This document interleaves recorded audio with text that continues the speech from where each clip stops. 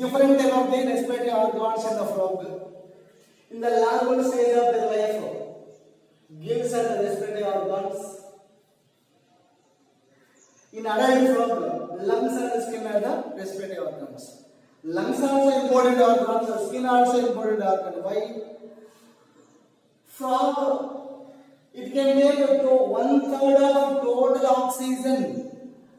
1/3 of total oxygen is taken by the frog only through the skin. That's why skin is the important respiratory organ in frog. Yes, for the cutaneous respiration. What is the cutaneous respiration? Respiration through skin is called as a cutaneous respiration. For the cutaneous respiration, skin must be wet or moist in state. In frog also, yes. Yes. In frog also over the skin now, mucus glands are there. They are producing the mucus substance. They are producing the in frog. Look here. Yes. Yes. Skin is covered by the mucus glands, and which is look like a rashes. If you can touch the skin of the frog, like a rough, small tapping over the skin, they are called the mucus glands. They are producing the viscous substance called mucus. This mucus substance, it has the capacity to absorbing the more water and storing the more water. It has the good water retaining capacity.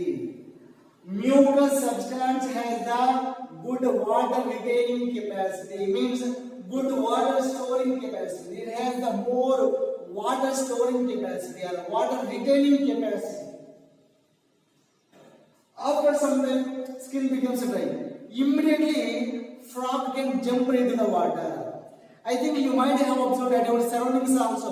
Frogs have often jumped into the water because to keep their skin wet or moist in state. For the cutaneous respiration, whatever animal, whether earthworm or leech or salmon or whatever animal, they should keep their skin wet or moist in state. How frog can keep their skin wet or moist in state? It has the mucus glands in their skin producing the mucus substance and often jump into the water. Why frogs are often jump into the water? To keep their skin wet or moist in state. Suppose skin becomes dry, frog will die. Skin becomes dry, frog will die because 1/3 of total oxygen is taken by the skin only. That's why skin is the important respiratory organ in the frog. Look here. If we will observe the structure of the skin in the frog.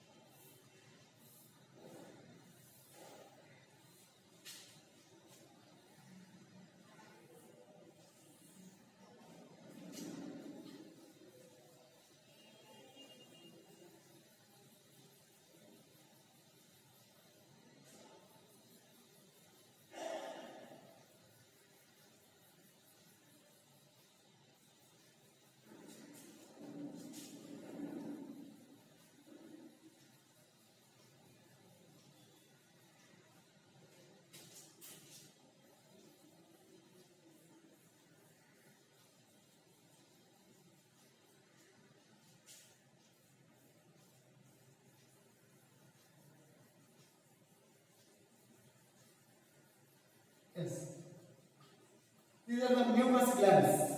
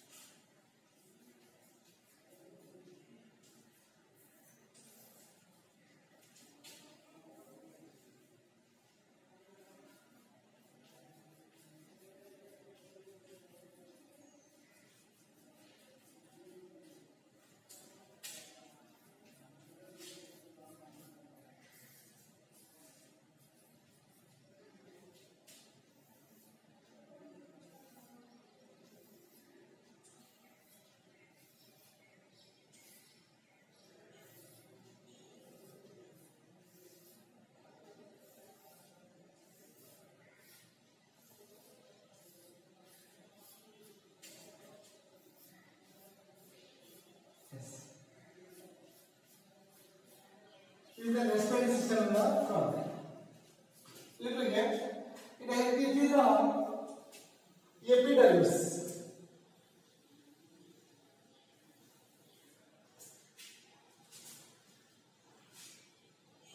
Epidermis.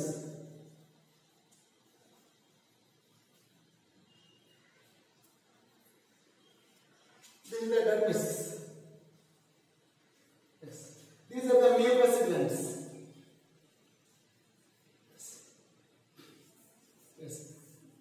Blood vessels. Yes. Look here.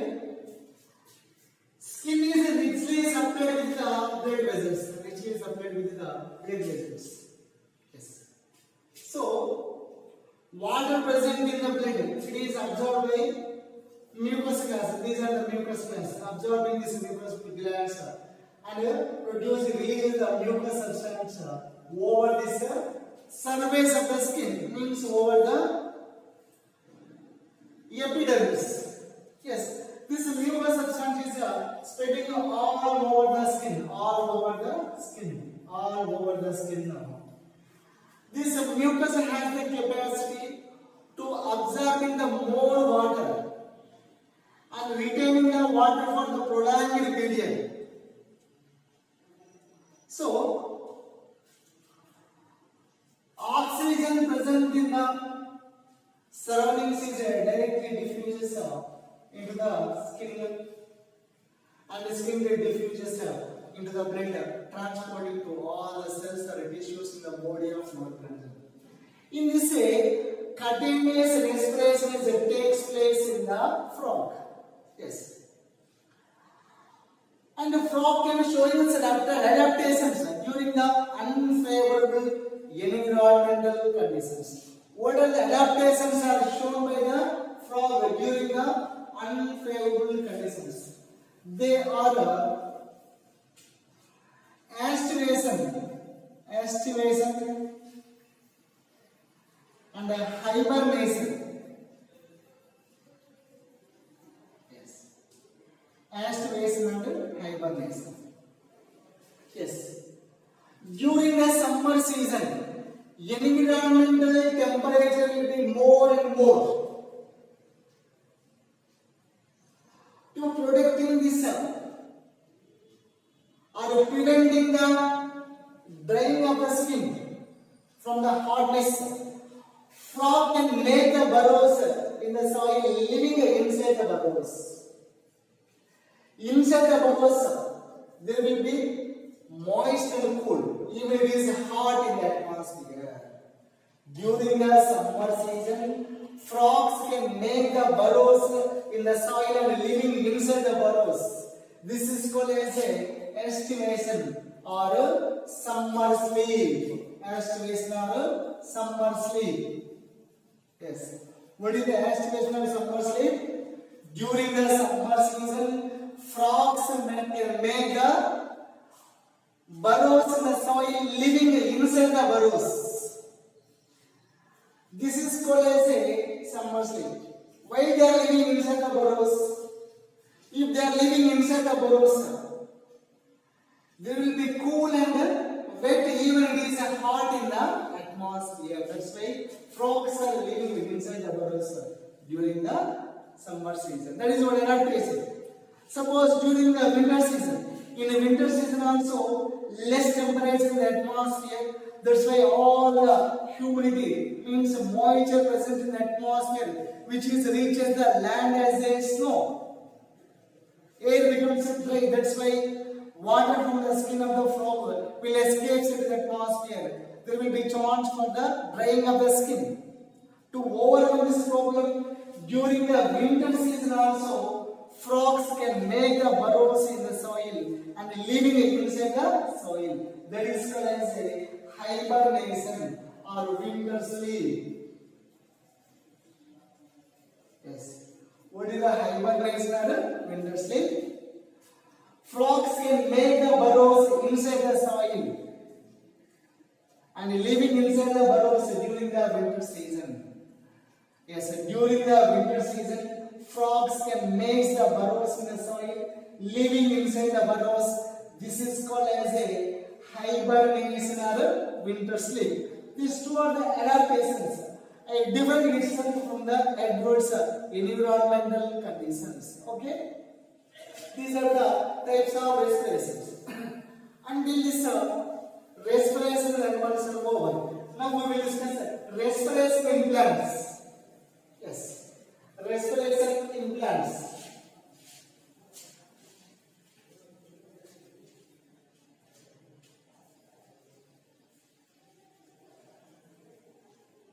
Respiration in plants. Yes. Plants have no special organs for the respiration. How gaseous exchanges takes place in plants? They have the stomata, the natural openings present on the surface of the leaf means lower epidermis of the leaf are called stomata. The natural openings present on the epidermis of the leaf are called stomata. Look here. Each stomata is covered by this stomata, covered by the two kidney-shaped cells called Gard cells. Yes. Yes. So, through this stomata, gaseous exchange takes place. Look here.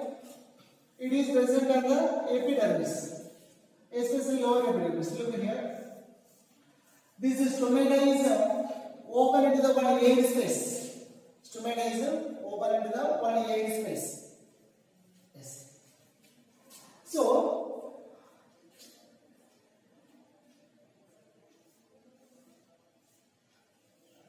yes. So, in the air space, there is a lining of moisture or water. Air space is surrounded by the water layer. Whenever the rate of oxygen decreases in the plant body during respiration, what will happen?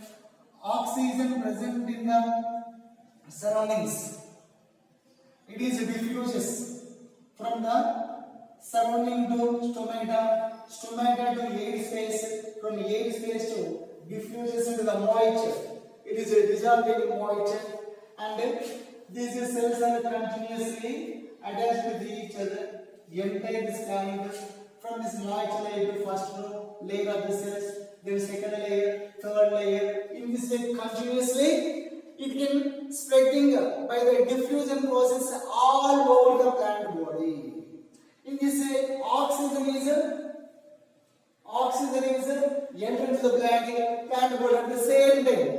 Carbon dioxide is releases from our last row of cell to below row to next below, then air, water layer to air space to stomata to outside. Even carbon dioxide also. From the cell, whenever rate of carbon dioxide decreases in the plant body during the process of photosynthesis, in the same way carbon dioxide also diffuses from surrounding to air space to water layer, first row of the cells, second row of the cells. In this way, diffuses all over the plant body. Some small plants like orchids, which are grown over the trees, in which also air is directly diffuses through the membrane of their leaves, epidermis of the leaves. But remaining plants,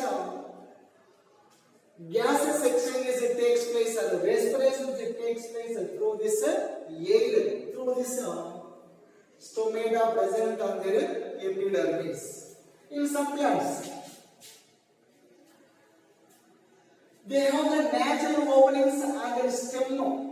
They are called lenticels. Yes, lenticels.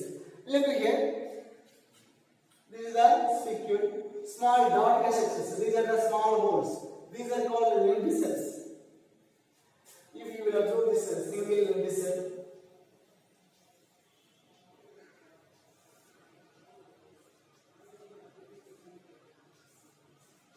it's look like this lenticel. If you take a single lenticel, it is look like this. Yes.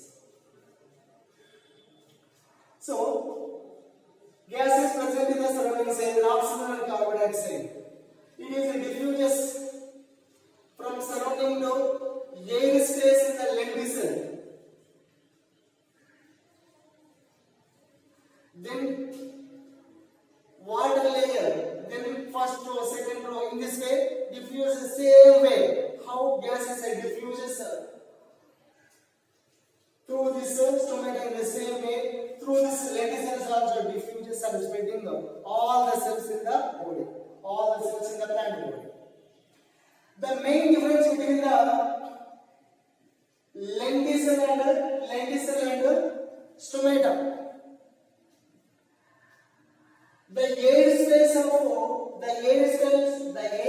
into which stomata is opened is larger in size than the air space into which lenticel is open. Lenticel open is smaller than the air space into which stomata opens. So this air spaces in size is different. Diffusion of the gases are the same. In some plants, they are living in the marshy soils, alkali soils. For example, mangrove forest. Already you must study in the previous classes. Mangrove trees, like Koringa mangrove tree near the Kakinada, between Vijayawada and between Vizag and Kakinada. Koringa mangrove forest. They have developed specialized roots. Look here, this is the tree. Yes, this is the tree. They can develop in the, yes, look here. Yes, this is the root system. Yes. They have developed a special root-like section from their root system. These are called aerial roots. Aerial roots. So, these aerial roots have the lenticels. Through these lenticels, gases exchange takes place in the plants. So, in the mangrove plants, already you must have studied resources also. Mangrove forest which are grown near the seashore areas are called mangrove forest. So, almost mangrove plants, they have developing the special roots which are grown above the ground, perpendicular to the ground, and finally it becomes aerial, grown towards the sunlight. These are called aerial roots. And the aerial roots also help in the respiration. In this way, in plants, gases exchange and respiration takes place through the stomata or lenticel or special roots like aerial roots. And they are also known as the maize. Aerial roots are maize. Okay.